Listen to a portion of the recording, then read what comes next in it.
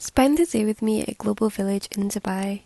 So when I tell you that I am the biggest foodie and I love trying new things, that this was the highlight of my trip. I was so excited. We actually arrived around half an hour early just so we didn't need to queue and so we could get around everything. But this was the walk up to Global Village where we collected our tickets. And then there was an option to buy this little passport, which is so good for like a little keepsake.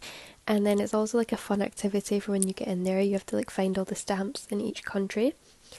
So this was us getting our first stamp in Kuwait, and then we went to Yemen, and when I tell you, Yemen healed me. Okay, I went here and I was so ill, and the honey in Yemen healed me. We then felt a bit hungry. We had a little look around to see what we wanted. There is so many food places to choose from. We settled on some steak and fries that we just shared.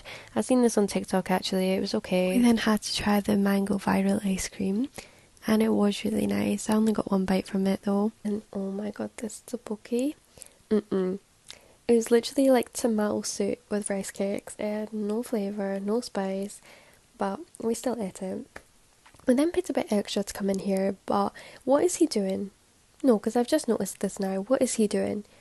He's acting like he's on a boat or something.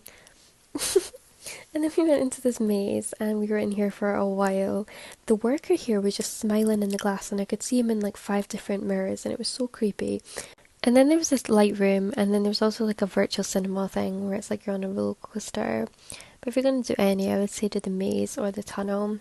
Now, if you've been to Global Village, you know that Kuwait is the first country that you come into, and I seen a dress straight away that I loved, but I was like, let me look around. I've never been here before, I might see something better. But after looking around, I could not get this dress out of my head, and it was a few minutes before closing, and I was like, you know what, let me just get it.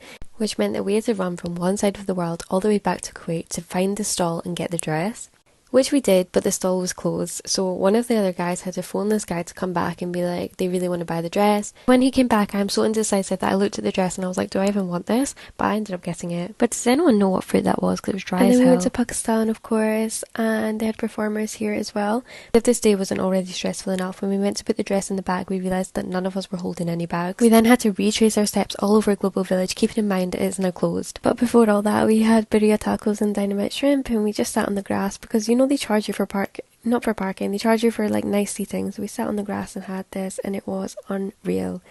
We then of course had to go to Palestine. We then had another wander around and every time we passed the stage we just had to stop because the performances were so good. They also had an area for kids where they done like juggling and other performances, and you know we stood there for quite a while even though we had no kids. And this water feature is so busy during the day, so we just waited until it was a bit quieter at night. And as peaceful as it looks, this is where I was walking around with no bags and had no clue. But we did end up finding our bags in China, so we got to go home happy, and overall it's a 10/10 experience.